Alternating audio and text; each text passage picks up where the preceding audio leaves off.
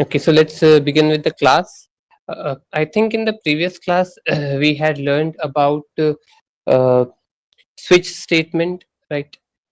Switch statement के बारे में हमने डिस्कस किया कि उसे मेन्यू ड्रिवन प्रोग्राम भी बोलते हैं. Then we also saw its structure. How does it looks like? There are several components to it. The switch is a keyword. Then switch along with it goes with uh, an expression, and that expression value has to be matched with any particular case value. अगर वो किसी particular case value को match करता है तो वो case execute होता है. केसेस के अंदर हमारे पास मल्टीपल स्टेटमेंट्स हो सकते हैं. स्टेटमेंट्स का मतलब होगा कि input output processing everything could go inside a case value, and once a case value has completed or comes to an end, it is closed by a break keyword, right? Now, one interesting thing about it is that why do we need a break? So let's say we have, for a switch statement we have four possible cases: case 1, case 2, case 3 and case 4, and then we have a default one.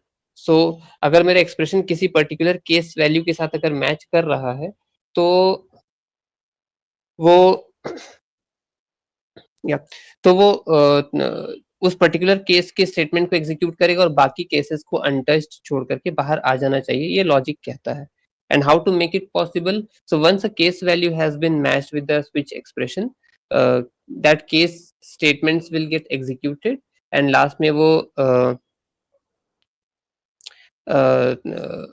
Break statement मिलेगा जो कि उस case को terminate करेगा, and the control will come out of the switch expression, entire switch statement. What if we do not put a break statement at the end of every case value?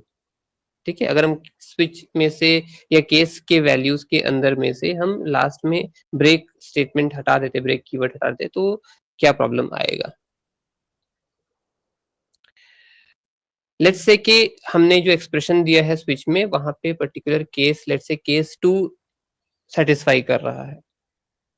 So case 2 execute होने के बाद we don't want कि case 3 should get executed, case 4 get executed and default gets executed. ये तीन execute नहीं होने चाहिए, तो वहां पे break था. But if somehow we miss out on writing the break statement, so what happens? There is a peculiar term that is known as fall through. ठीक है ना, fall through. ये fall through क्या करता है? तो जो particular case correct था, मैच किया था एक्सप्रेशन के साथ, उसको ट्रू करने के बाद बाकी सारे अनट्रू वाले केसेस को भी एग्जीक्यूट कर देता है जहां तक उसको ब्रेक नहीं मिलता है. सो अगर केस 2 करेक्ट था, उसको एग्जीक्यूट किया, उसके बाद उसको ब्रेक नहीं मिला तो केस 3 को भी एग्जीक्यूट कर दिया, केस 4 को भी एग्जीक्यूट कर दिया, और डिफॉल्ट को भी एग्जीक्यूट करके वो टर्मिनेट कर गया. So we don't want that to happen, right? हम लोग को चाहिए कि कोई पर्टिकुलर करेक्ट केस वैल्यू ही एग्जीक्यूट हो.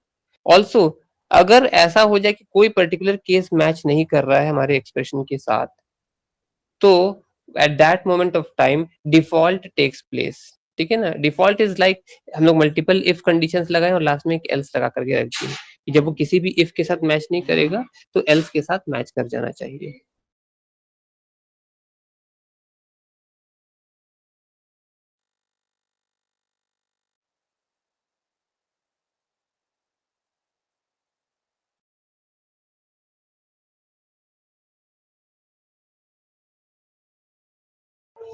ओके, ठीक है. तो this is the scenario that we can think about related to the structure of an switch statement or switch expression. अब इसमें क्वेश्चंस किस तरह का आ सकता है?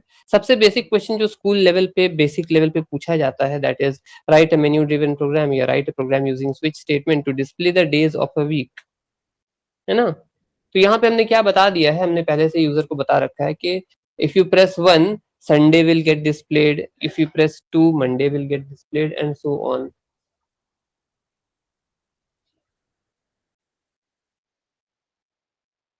ठीक है, इस तरह से. So we have been providing the options. हम लोग यूजर को पहले से बता देंगे कौन से ऑप्शन में क्या मिलने वाला है.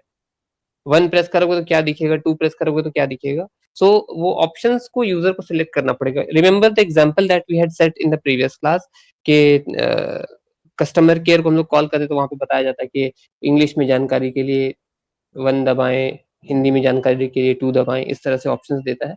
Similar to that you have to inform the end user beforehand, ठीक है, कि किस ऑप्शन पे क्या अवेलेबल है. इट्स जस्ट लाइक कि हम एटीएम मशीन में कार्ड इंसर्ट करते हैं, so we have so many buttons on the left and right hand side of the screen, और उसमें से कौन से बटन पे क्या एक्शन होना है वहाँ मेन्यू में लिखा रहता है स्क्रीन पे. हम लोग अपने जरूरत के हिसाब से वो बटन प्रेस करके अपना काम पूरा कर लेते हैं.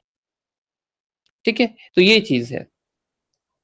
नाउ, तो ये एक बहुत बेसिक सा क्वेश्चन हो गया. सो अगर हम लोग का ये प्रोग्राम मिलता है to display the days of a week, so we will have 7 case values, one for Sunday, another one for Monday, another one for Tuesday and so on. Saturday तक जाएगा एंड 7 केस वैल्यूज के बाद एक default जाएगा. What if by mistake या जानबूझ करके user 8, 12, 0 ऐसा कोई वैल्यू डाल दिया, -2 ऐसा कोई वैल्यू डाल दिया जिसमें कोई केस वैल्यू मैच नहीं करता हो, ये भी पॉसिबिलिटी है.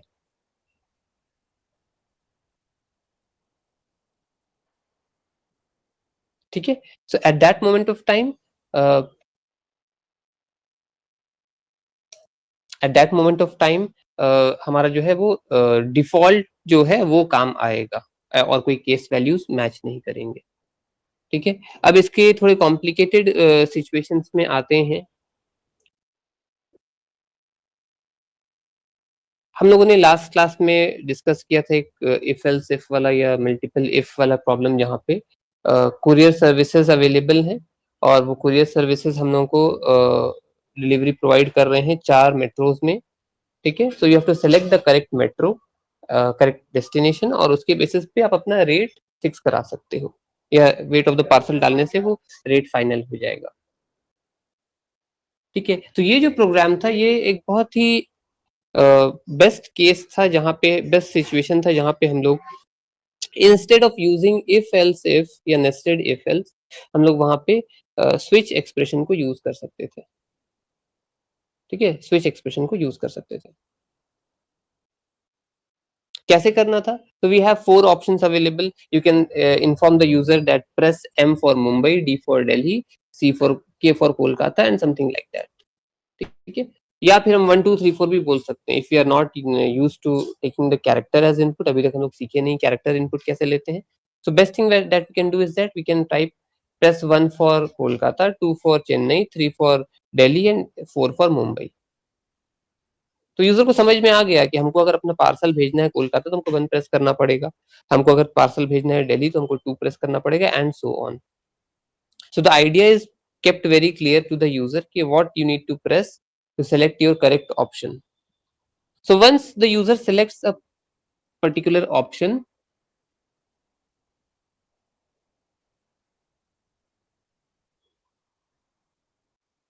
just hold on. I need to connect to the laptop. Please hold on.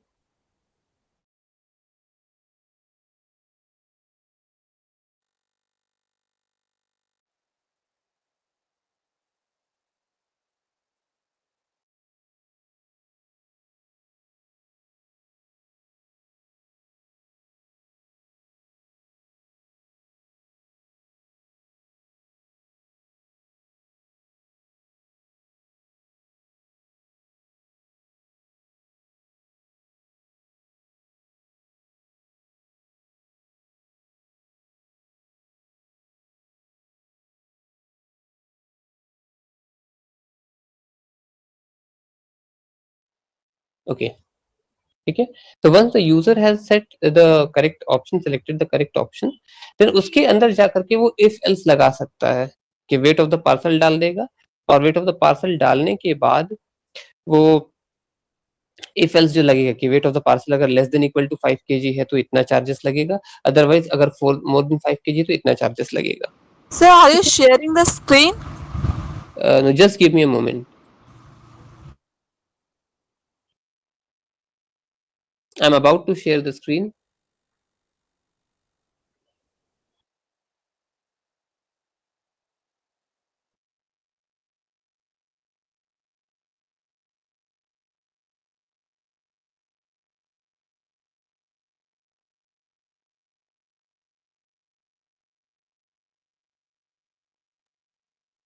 Is it visible now, Risha? Everyone? Ravi? Yes, sir. Yes, sir. So I think you all guys have the question जो हम लोगों ने last class लिखा था, वो courier services वाला. Do you have the question? Anyone having the screenshot or something like that? Yes, sir. Okay. So अब देखो उसको स्विच से कैसे बनाएंगे, ठीक है ना. तो हम लोग लेट्स से ऑप्शन क्या जनरेट कर रहे हैं.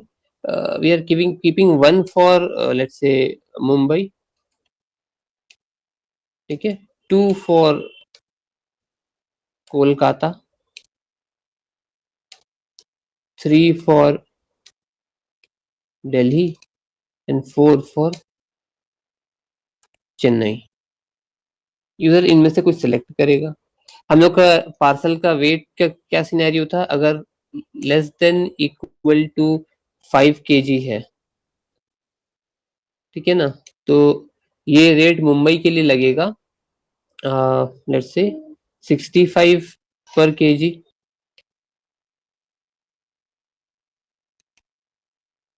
है ना, 65 पर केजी. यही रेट कोलकाता के लिए लग जाएगा लेट्स से 45 पर केजी. ज्यादा डिस्टेंस नहीं है यहाँ से. देन दिल्ली अगेन काफी डिस्टेंस है, तो इसको हम लोग भी ले सकते हैं लेट्स से 70 पर केजी. एंड चेन्नई अगर है तो इसको हम लोग ले लेते हैं 60 पर KG.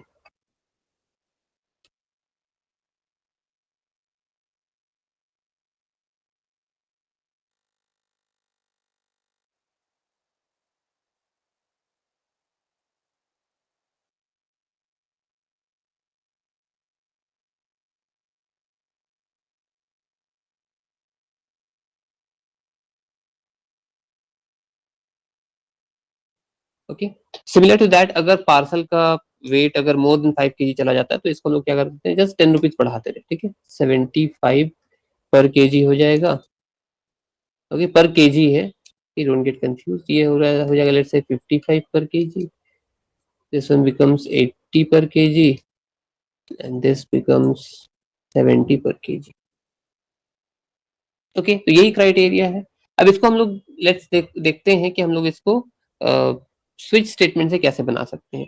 C, remember the fundamentals जो हम लोगों ने सबसे पहला प्रोग्राम जो बनाना सीखा होगा, एडिशन वाला या मल्टीप्लिकेशन, कुछ भी ऐसा बेसिक प्रोग्राम हम लोगों ने जो बनाया था, उसमें मैंने जितने भी पॉइंट्स आपको बताए थे कि क्वेश्चन पढ़ने के बाद आप कैसे इवेल्युएट करते हो कि इसमें कितने वेरिएबल्स चाहिए, वो वेरिएबल्स का डेटा टाइप क्या होगा, कौन से वेरिएबल्स इनपुट के लिए हैं, कौन से प्रोसेसिंग के लिए हैं, किसमें सिर्फ आउटपुट जाएगा. ये आपको क्वेश्चन प्रोग्राम पढ़ करके इवेल्युएट करना पड़ेगा, जज करना पड़ेगा उसके बेसिस पे. तो यहाँ पे आई थिंक 3 चीज हम लोग को लेना है. एक तो डेस्टिनेशन लेना है जो कि इंटीजर टाइप का होगा, बिकॉज 1 2 3 4 ऑप्शन रखना है. सो एक इंटीजर वेरिएबल हम लोग को लेना पड़ेगा. सो इंट डी ले लेते हैं डेस्टिनेशन के लिए, ठीक है. वेट ऑफ द पार्सल, तो वेट को भी हम लोग अभी क्या कर रहे हैं, इंटीजर में ही ले ले रहे हैं, 5 kg 4 kg something like that, ठीक है. या फिर उसको भी अगर फ्लोट में लेना चाहोगे 4.5 kg तो हो सकता है, 4.2 kg हो सकता है, ठीक है. उसको हम लोग फ्लोट में ले लेते हैं, float W T weight. And again weight के साथ हम लोग रेट कंप्यूट कर रहे हैं, तो वेट इनटू रेट जो हमारा दिया है 65 45 70 60 ऑल दोस थिंग्स. तो वेट के साथ जब हम रेट को निकाल रहे हैं, रेट तो मेरे पास फिक्स है, तो फाइनल हमारे पास कॉस्ट क्या आएगा, फाइनल कॉस्ट आएगा तो COST हम ले लेते हैं, ठीक है ना, या बिल ले लेते हैं, टोटल कर देते हैं, है ना, टोटल. टोटल ये 3 वेरिएबल में हो जाएगा हमारा, ठीक है. और कोई ऑप्शन दिखाई दे रहा है? नो. तो लेट्स बिगिन. प्रिंटफ डालते हैं, बोल रहा है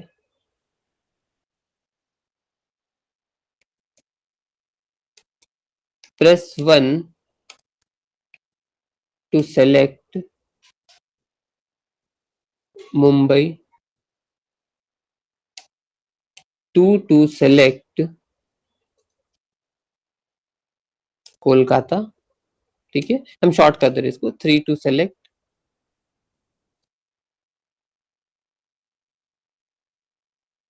Delhi and 4 to select Chennai \n line change. अब यूजर्स इनपुट कराना है तो scanf लेना होगा, scanf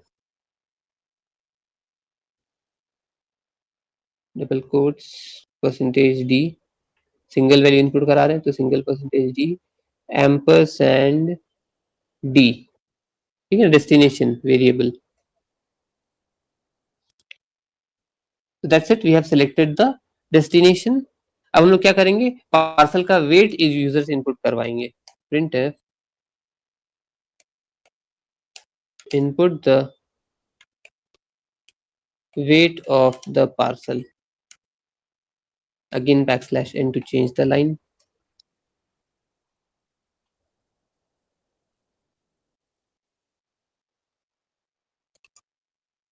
scanf percentage %f, right, %f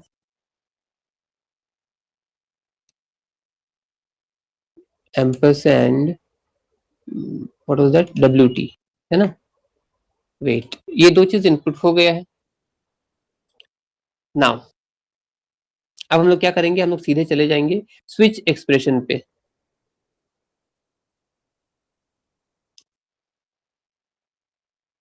ठीक है, SWITCH switch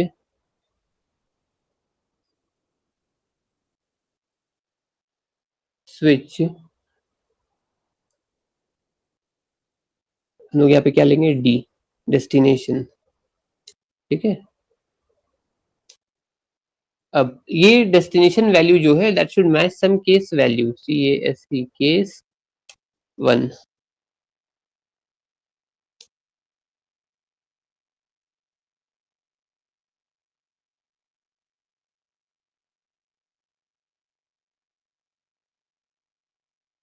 case 1, now case 1 किसके लिए है, ऊपर क्वेश्चन में देखते हैं, मुंबई के लिए है। तो इसके अंदर हमारे पास दो पॉसिबिलिटी है, either the weight should be less than, would be less than equal to 5 kg और it would be more than 5 kg।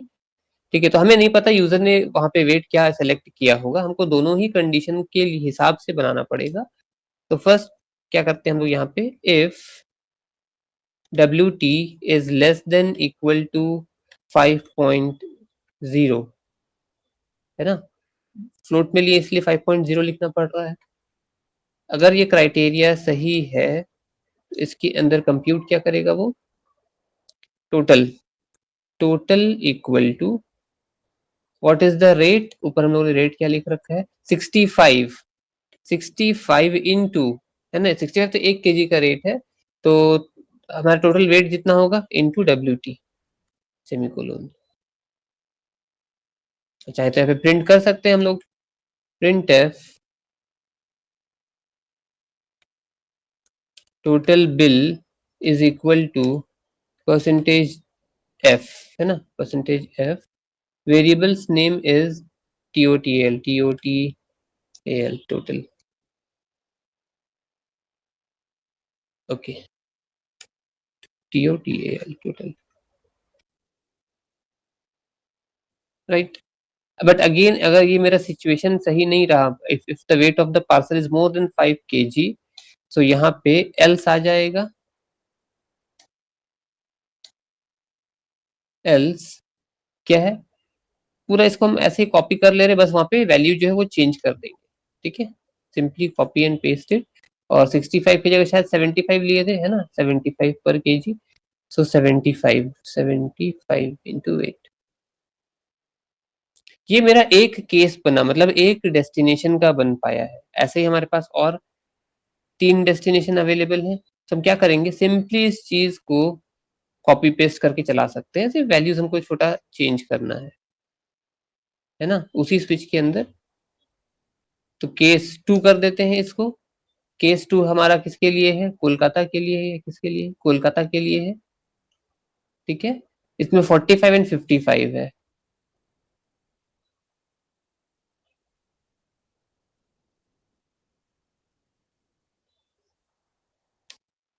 45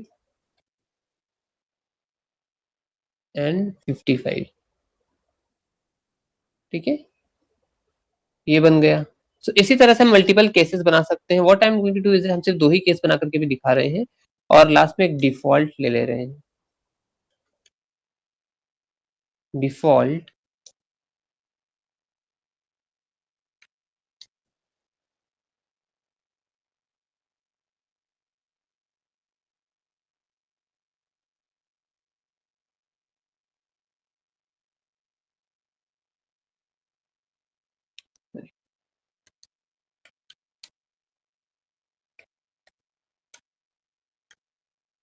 wrong input choice, wrong selection, जो भी आप चाहो लिखना चाहो यहाँ पे लिख सकते हो. Okay, that's it. Only problem is that हम लोगों ने सब कुछ किया, कहीं पे हमने ब्रेक कीवर्ड का यूज नहीं किया. ठीक है ना. तो पहले हम लोग एक स्टैंडर्ड बनाते हैं जो करेक्ट होना चाहिए, तो उसमें ब्रेक का यूज भी हम लोग देख लेते हैं. तो ये सारे इफ एल्स वालों के बाद यहाँ पे एक केस स्टार्ट होने से पहले मेरे पास ब्रेक होना चाहिए था, देन केस 2 स्टार्ट होता. सिमिलर टू दैट केस 2 भी एंड होने के बाद या डिफॉल्ट स्टार्ट होने के पहले ब्रेक. ठीक है. तो जो हम 2 केस के लिए दिखाए हैं वो n नंबर ऑफ केसेस के लिए रेप्लिकेट किया जा सकता है. अगेन देखने में लग रहा है कि इतना सारा कोड्स कर दिया, but you guys have seen कि मैंने क्या किया, सिंपली मैंने कोड्स को कॉपी पेस्ट किया और जहां जहां पे वैल्यूज चेंज करना था वो हमने कर दिया. बट ये कॉपी पेस्ट वाला आइडिया बहुत डेंजरस होता है इन द सेंस कि आपने कंटेंट कॉपी पेस्ट तो कर दिया, बहुत सारे कोड्स आके पेस्ट हो गए, बट उसमें जहां माइन्यूट सा मॉडिफिकेशन करना था उस कंडीशन के रिगार्डिंग, वो आपको हर लाइन में एक बार चेक करना पड़ेगा. अदरवाइज आप कुछ नाम कुछ और यूज कर रहे होगे, डेटा टाइप कुछ और यूज कर जाओगे, वेरिएबल में वैल्यू कुछ और डाल दोगे. तो कंफ्लिक्ट होने से एरर बहुत इजीली आ जाता है इन सब चीजों में. कन्वीनियंट यही होता है कि इनिशियल डेज में हमें लिख के समझ लेना चाहिए. You have to hard code, you have to write each and every component of the code by yourself. Once you get hold of it, comfortable हो जाते हो, थोड़ा कॉन्फिडेंस आता है, then you can copy paste it. So अभी हम लोग इसको रन करके देखते हैं.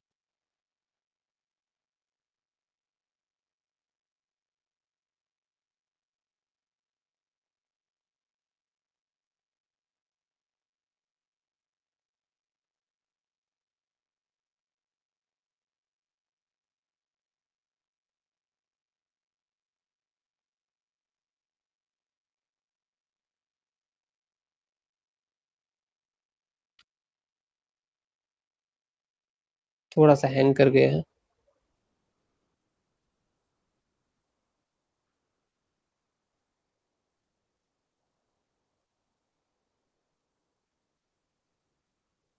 ओके, जब तक ये रन कर रहा है.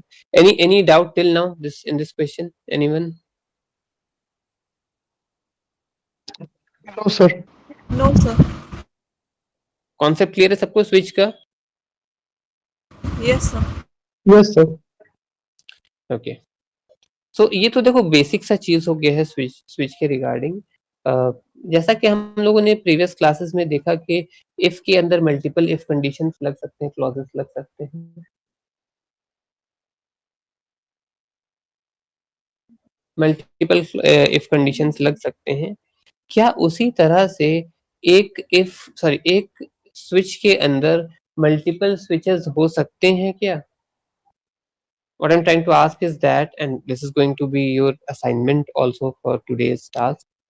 Uh, does C programming supports the concept of nested switch conditions? क्या हम एक स्विच के अंदर एक और स्विच बना सकते हैं या एक स्विच के अंदर मल्टीपल स्विच स्टेटमेंट्स आ सकते हैं? हमको पता है कि एक स्विच के अंदर मल्टीपल केसेस होते हैं, but that is a part of the switch expression. Switch का पूरा एक्सप्रेशन का वो हिस्सा है. स्विच में switch statement along with expression, case values with statements and the break one, ये सब उस स्विच के अंदर ही बिलोंग करते हैं. So you don't have to specifically mention every time कि ये सारे कंपोनेंट्स भी होने चाहिए. इट इज अंडरस्टूड कि these are suppose to be there. But क्या एक ऐसा कुछ सिचुएशन बन सकता है जहां पे एक स्विच के अंदर एक और स्विच का जरूरत पड़ जाए, और अगर ऐसा पॉसिबल है then try and come up with the questions. Okay, आप लोग जितने स्टूडेंट्स हो यहाँ पे, हर एक कोई अगर एक एक क्वेश्चन भी अगर फ्रॉम द इंटरनेट या कहीं से भी आप रिसर्च करके खोज के लेकर के आप आओ, जिसको हम लोग टेस्ट कर पाए या जिसको हम लोग जस्टिफाई कर पाए कि यस नेस्टेड स्विच भी एग्जिस्ट करता है, या उस टाइप के क्वेश्चंस भी एग्जिस्ट करते हैं जहाँ पे कॉम्प्लिकेशंस लेवल थोड़ा एक्सटेंसिव लेवल पे हायर है। ट्रस्ट में अगर ऐसा चीज को हम लोग सीख पाते हैं, जो कि although it is beyond the syllabus, but still इसको करके अगर समझ लेते हैं तो अंडरस्टैंडेबिलिटी लेवल जो है वो काफी हाई हो जाएगा। ठीक है, लेवल ऑफ अंडरस्टैंडिंग आप काफी हाई हो जाएगा, लॉजिक बिल्डिंग में काफी मजा आने वाला है, then you will be a little bit higher as compared to other students of your same category. ठीक है, सो यहाँ पे प्रोग्राम रन कर गया है, ऑप्शन हम लोग को दे दिया है, press 1 to select Mumbai, 2 to select Kolkata. तो अभी हमारे पास क्या है, हमको याद है हमारे पास सिर्फ केस 1 और केस 2 अवेलेबल है, so I press 1, I have selected Mumbai, input the weight of the parcel, so I'll give it 4 kg। ठीक है, so total bill is 260 rupees and 0 पैसे। देखो कितना कन्वीनियंट बन गया है, ऑलमोस्ट जैसा एक बिलिंग सिस्टम हम लोग देखते हैं कि वो 2-3 ऑप्शन कुछ डाला या क्यूआर कोड या बारकोड को रीड किया, स्कैन किया और बिल जनरेट होता चला गया। हमने कितना बड़ा कोड लिखा तब जाकर के ये 3 लाइन में हमको आंसर यहाँ पे रिफ्लेक्ट हो पाया। इजी है? Yes, sir.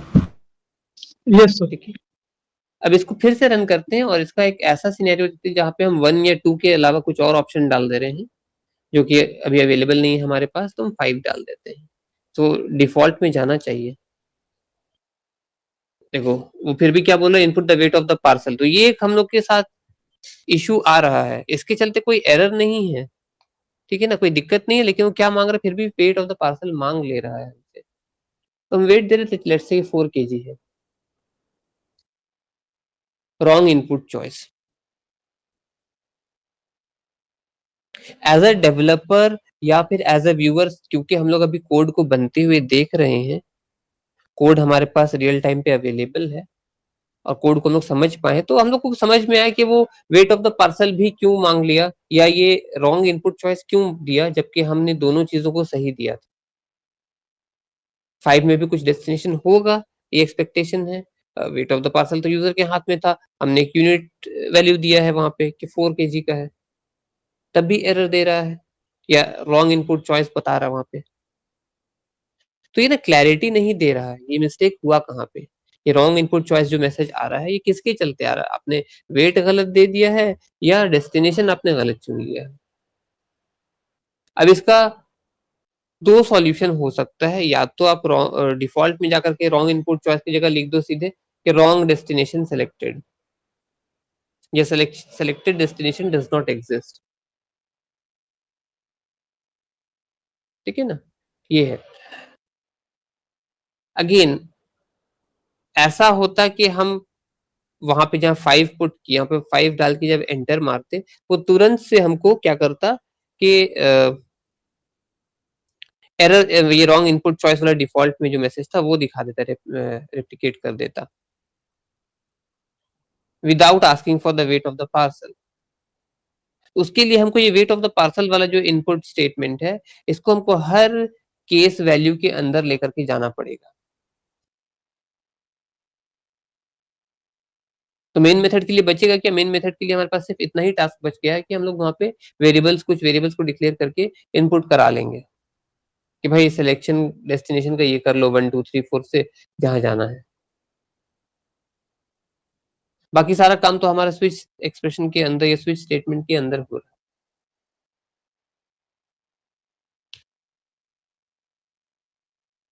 ठीक है, एनी अदर पॉइंट जो आप लोग ऐड करना चाहो इसमें?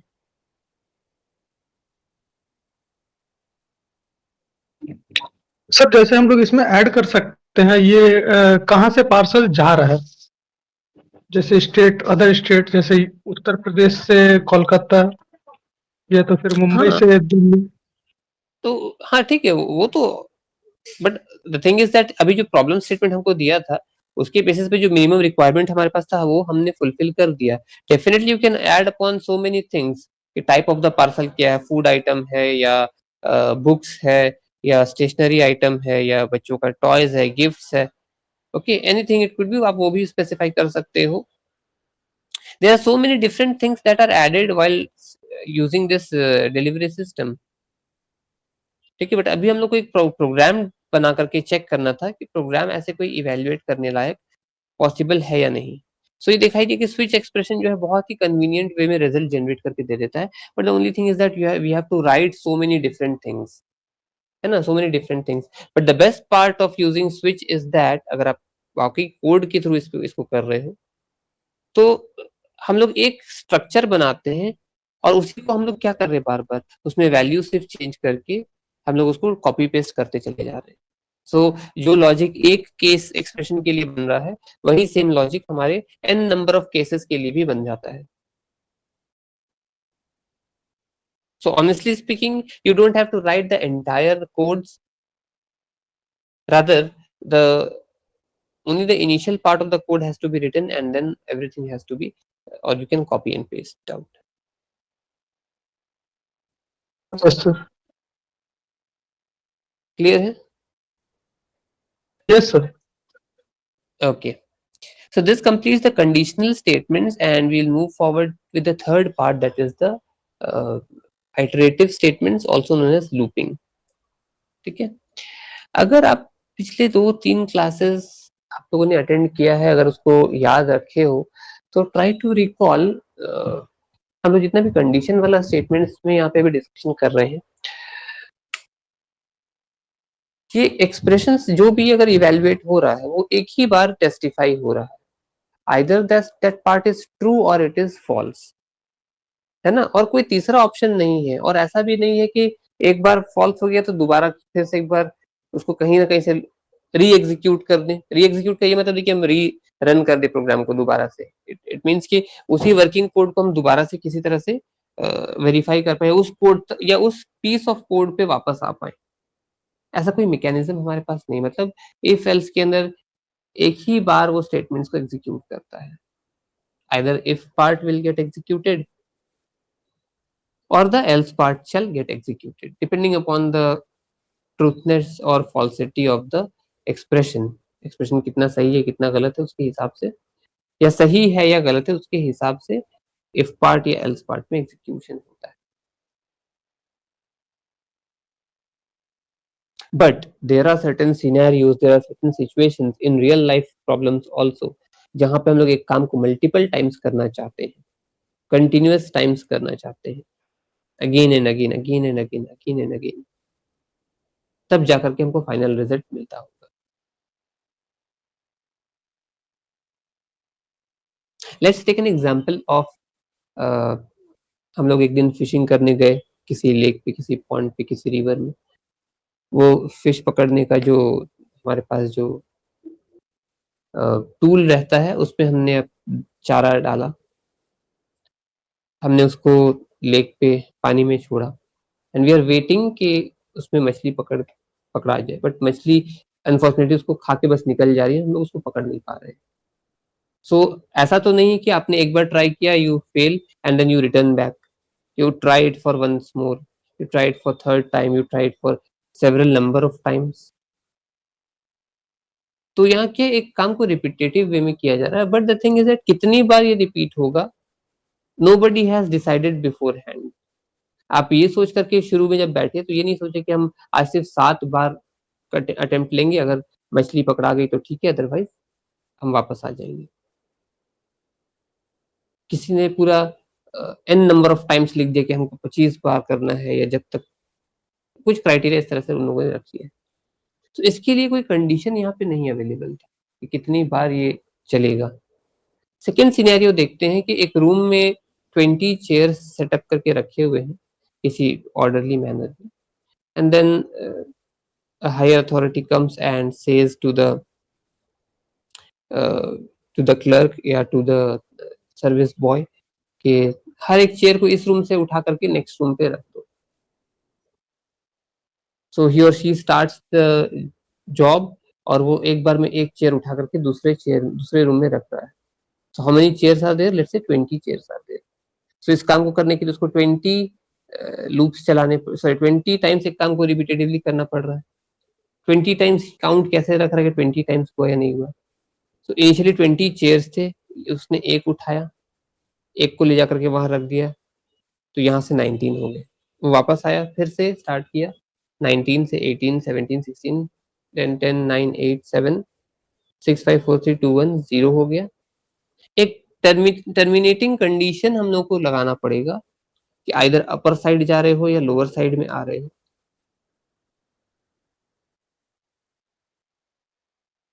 ठीक है, तो अगर आप उसको नेगेटिव सॉरी मिनिमाइज करते हुए जा रहे हो, 20, 19, 18 ऐसे काउंट कर रहे हो डिक्रीमेंट वे में, तो एक एक वैल्यू घटता चला जाएगा, है ना। 20, 19, 18, 17, 16 ऐसे करते हुए वो 3, 2, 1 पे आकर के रुकेगा या 0 पे आकर के रुक जाएगा।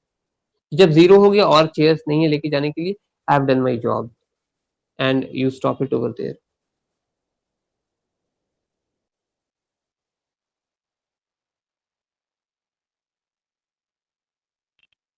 इसी काम को अगर उल्टे वे में देखा जाए कि वो उसने 20 चेयर्स में से एक चेयर उठा करके दूसरे रूम में रखा and he has started counting 1, I have kept 1 chair, then एक बार फिर दूसरे चेयर को ले जाकर के रखा एंड वहां पे ऐड करते जा रहे, अच्छा इस रूम में 1, 2, 3, 4, 17, 18, 19, 20 चेयर्स हो गए, I will stop it over here. ये काउंट करना कहाँ पे कंफर्टेबल होगा, लेट्स से 45, 50, 60 चेयर्स थे, कुछ एक एग्जांपल लेते हैं जिसमें से हम लोग को सिर्फ 20 चेयर्स रखने के लिए बोला गया, या n नंबर ऑफ चेयर्स है, we don't know how many chairs are there lying in the room, हमें से बोला कि यहाँ से 20 चेयर लेकर के चलो। सो n नंबर ऑफ चेयर्स जब ये अननोन क्वांटिटी है, बहुत बड़ा क्वांटिटी, उसमें से ये मिनिमाइज करना इट्स नॉट फिजिबल। वहां पे हम क्या करते हैं, वहां पे ऐड वाला हिसाब ले लेते हैं कि नेक्स्ट रूम में जहां पे ये कैलकुलेशन अपहेल्ड हो रहा है, वहां पे ये कितना एक्टिविटी किया है, कितने चेयर्स आकर के रुके हैं, 1, 2, 3, 4, 16, 17, 18, 19, 20, दैट्स इट। तो किसी एक काम को रिपीटेटिव वे में करना, अगेन एंड अगेन करना जब तक कि उसका कंडीशन फॉल्स नहीं हो जाता, या अगेन एंड अगेन करना जब तक कि उसका कंडीशन ट्रू रहता है, तो उस सिनेरियो में हम लोग वहां पे आइटरेटिव स्टेटमेंट्स या लूप्स को यूज करते हैं। So there are 3 kinds of loops available in C programming language. First one is while loop, second one is do while loop, and third one is for loop। while, do while and for loop, इनमें से कुछ loops को हम लोग entry control loop भी बोलते हैं, बाकी दूसरों को एग्जिट कंट्रोल लूप बोलते हैं।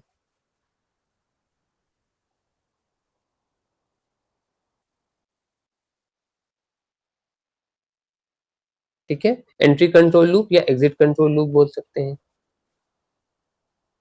उसके बारे में हम लोग कोशिश करेंगे डिस्कस करने के लिए क्या है। अगेन इंपॉर्टेंस ऑफ लूप क्या है, जैसे कि मैंने बताया कि किसी काम को हमको मल्टीपल टाइम्स करना है, सो आप हर बार के लिए उसको इफ एल्स नेस्टेड इफ ये कंडीशंस रख नहीं सकते, because they always evaluate only for once. Just hold on.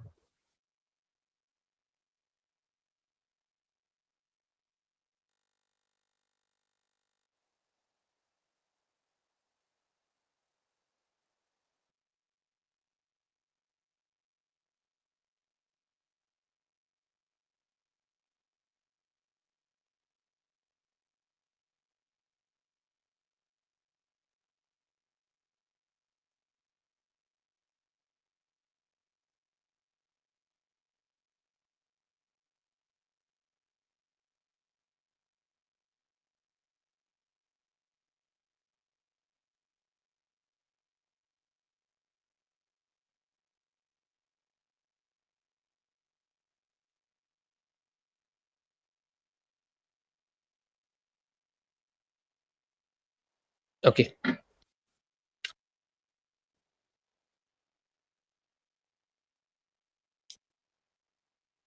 So we have the while loop,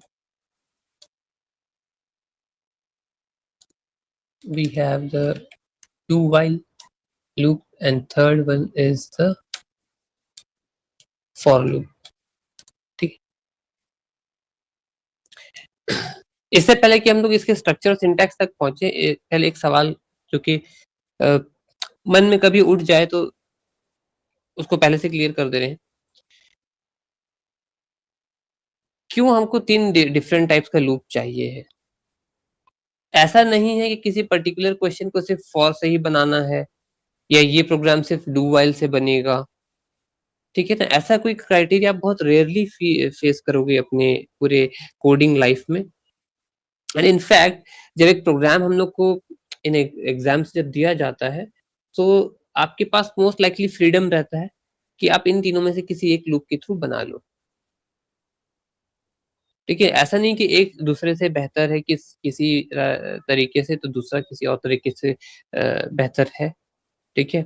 इनके बीच में कुछ डिफरेंसेस डेफिनेटली है, लेकिन अल्टीमेटली लॉजिक जो है वो एक ही एम के लिए है कि वो लूप या वो कंडीशंस जो है उतने टाइम्स चलने चाहिए जितने टाइम्स यूजर ने उसको टेस्टिफाई किया है। व्हाट आई मीन टू से इज दैट अगर एक ही प्रोग्राम को हम वाइल, डू वाइल और फॉर तीनों से बनाए हैं, तीनों में हमको एकदम एग्जैक्ट सेम आंसर्स मिलने चाहिए, not a single variation should be there, ना एक वैल्यू ज्यादा ना एक वैल्यू कम। अगर ऐसा हो रहा है और आपका लॉजिक कहीं ना कहीं अगर रॉन्ग हो रहा वहां पे, then you have to rectify it, because ऐसा नहीं है कि जो लॉजिक हमने लिखा वाइल में और उसी वैल्यूज को अगर हम डू वाइल के लॉजिक में लिख रहे हैं तो अलग तरीके से बिहेव करेगा, ऐसा नहीं है। इट्स जस्ट द वे के देयर आर सर्टेन सिनेरियोज जहां पे हम लोग डू वाइल को प्रेफर कर सकते हैं, अदरवाइज बहुत सारे लोग फॉर लूप को प्रेफर कर लेते हैं। सो जैसे जैसे हम लोग आगे बढ़ेंगे नेक्स्ट 1-2 क्लासेस में, वहां पे ये क्लियर हो जाएगा कि हम लोग किस चीज को कहाँ पे यूज करना चाहते हैं। Also every student has got its own privilege कि हमें कौन सा लूप कहाँ पे यूज करना है। So today I like to start with while loop, ठीक है? जस्ट गिव मी 5 मिनट्स कि हम लोग यहाँ पे एटलीस्ट वाइल लूप को समझ पाए। Shall we continue for 5 minutes? Yes sir. Yes, sir. So while loop is known as an entry control loop. Entry control loop क्यों बोलते हैं? क्योंकि इसमें जो कंडीशन हम लोग चेक करते हैं, एक्सप्रेशन जो लिख रहे हैं कि ये कंडीशन सेटिस्फाई होना चाहिए, तो वो हमारा एंट्री पॉइंट पे इनिशियल टाइम पे होता है, उसके बाद उसका बॉडी एग्जीक्यूट करता है। That is why it is known as entry control loop. Also it is known as pre tested loop, कि पहले आप टेस्ट करते हो, टेस्टिफाई करते हो वेदर द गिवन एक्सप्रेशन और the condition is true or not. If it is true, only then you execute the body. Otherwise अगर वो पहली बार में या 5th टाइम या 8th टाइम या किसी भी टाइम में वो कंडीशन अगर फॉल्स कर जाता है तो उसके बॉडी के अंदर हम लोग नहीं आ सकते। बस इतना चीज का ध्यान रखना है। इसका सिंटैक्स थोड़ा देखते हैं, ये सिंटैक्स में दिखता कैसे है। while let's say a statement is there or a condition is there, while statement कोई कॉमा सेमीकोलन इधर नहीं रहता है ना? Bracket start,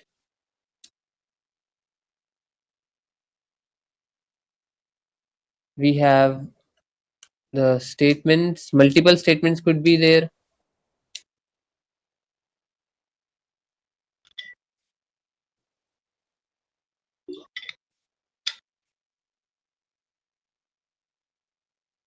Multiple statements, and then we have the value change.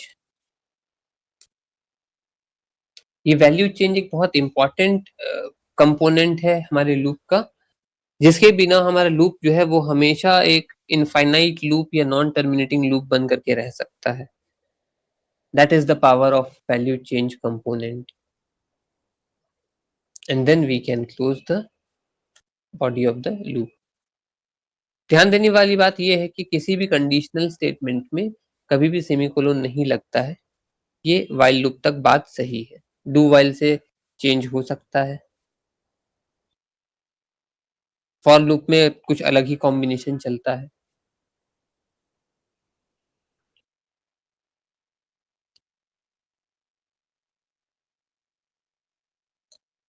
ठीक है, तो अब इसका हम लोग क्या करते हैं कि एग्जांपल भी देख लेते हैं। Let's say we want to print 1 to 10, है ना, 1 2 3 4 5 6 7 8 9 10 ये प्रिंट होना चाहिए।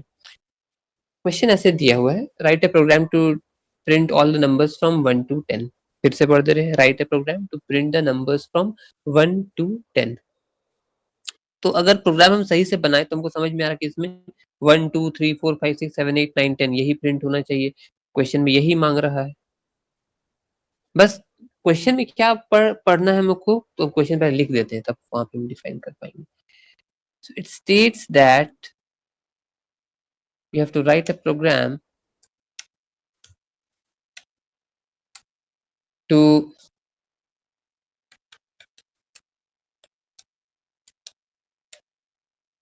one to 10. So if you see this question, यहाँ पे हमें starting value दिया है 1, end value दिया है 10. So we have the two values, start value and end value. ठीक है, तो इसमें हमको यूजर से कुछ नहीं चाहिए। We don't have to take any type of value from the user. के input the starting point, input the value, something like that. No. Starting value 1 है, 1 के बाद नेक्स्ट वैल्यू क्या चाहिए, तो 2 चाहिए। तो 1 में हमको ऐसा क्या काम करना है, क्या एक्टिविटी परफॉर्म करना है कि हमको 2 मिल जाएगा। देन 2 के बाद 3 चाहिए, तो 2 में हम ऐसा क्या एक्टिविटी परफॉर्म करेंगे हमको 3 मिल जाए। 3 के बाद 4 चाहिए, 4 के बाद 5 चाहिए। तो हम हर एक एग्जिस्टिंग वैल्यू में ऐसा क्या अपडेट कर दें या क्या चेंज करें कि हमको नया वैल्यू मिलता चला जाए। समझ में यही आ रहा है कि every current value must be added with +1। उसमें +1 अगर हम ऐड कर देते हैं तो वहां पे क्या होता है, मेरे पास नया वैल्यू चला आ रहा है। तो 1 में अगर हम +1 ऐड कर रहे हैं तो वी गेट 2, 2 में +1 ऐड करें तो we get 3 and so on. ठीक है, ये चीज है। अब इसका अगर हम छोटा सा प्रोग्राम बना के देख लेते हैं तुरंत से।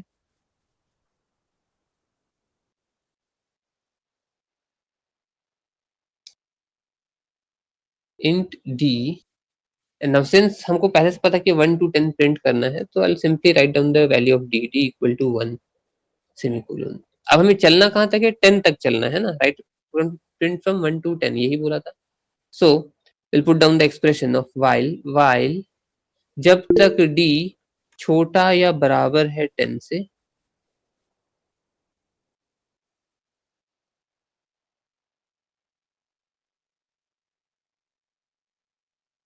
Sorry, while d is less than equal to 10,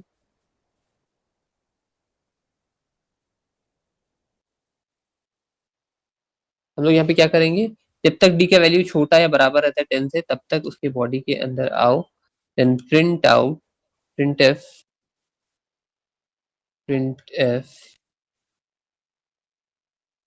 the current value of d t। ठीक है, यहाँ पे \t ले लेते हैं, थोड़ा अच्छा लिखेगा।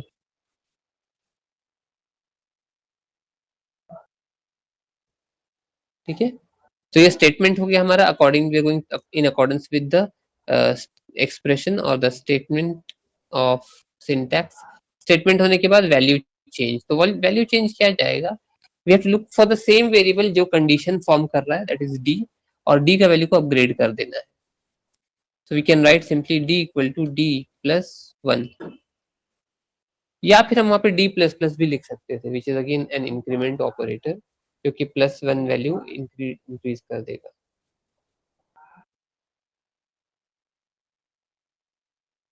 ठीक है, ये हो गया। I think we are done with this part. अब इसको हम रन अगर करते हैं तो आई होप सो कि एग्जीक्यूट हो पाए। सी 1 2 3 4 5 6 7 8 9 10 हम लोगों ने \t लिया है, इसलिए वो इतना स्पेस छोड़ करके सिंगल लाइन पे ही प्रिंट कर रहा है, एंड इट लुक्स ब्यूटीफुल। ठीक है, कितने लोग को ये लॉजिक समझ में आ गया? सर समझ में आ गया। गुड। आदर्श, आगे सर। फाइन। सो